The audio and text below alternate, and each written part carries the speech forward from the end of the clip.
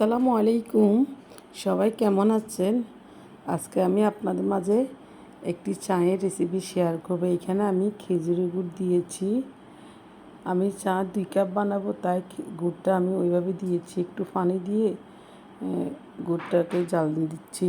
দেখেন কিভাবে, এভাবে গুড়টাকে গলিয়ে নেবেন। ভালোভাবে নেড়ে ছেড়ে নিতে হবে যেন তলায় না লেগে যায়, কারণ তলায় লেগে গেলে একটু গন্ধ লাগবে। দেখেন এভাবে হয়ে গেছে। এরকম করতে হবে চাটা বানানোর জন্য।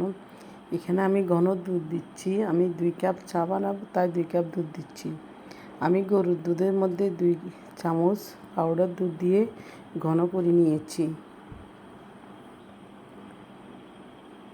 এই চার মধ্যে কোনো পানি হবে না, জাস্ট ঘন দুধ দিতে হবে। আমি সবগুলো গুড় দুধের সাথে মিশিয়ে নিয়েছি।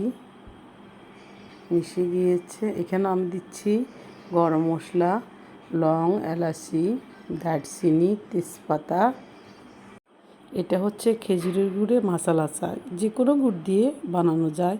আমার কাছে খেজুরের গুড় ছিল, তাই আমি খেজুরের গুড় দিয়েছি।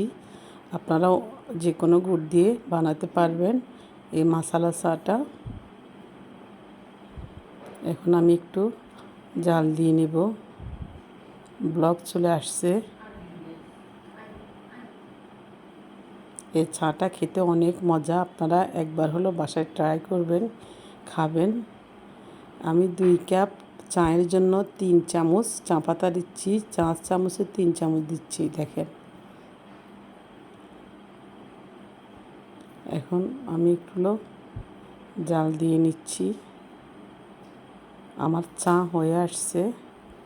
মানে এই চাটা খেতে এত মজা, এত মজা।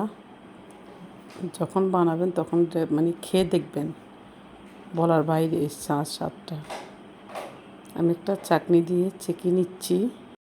আমার ভিডিওটি ভালো লাগলে অন্যদেরকে দেখার সুযোগ করে দিবেন। এইভাবে চা বানিয়ে খাবেন, খুব মজাদার একটা চা।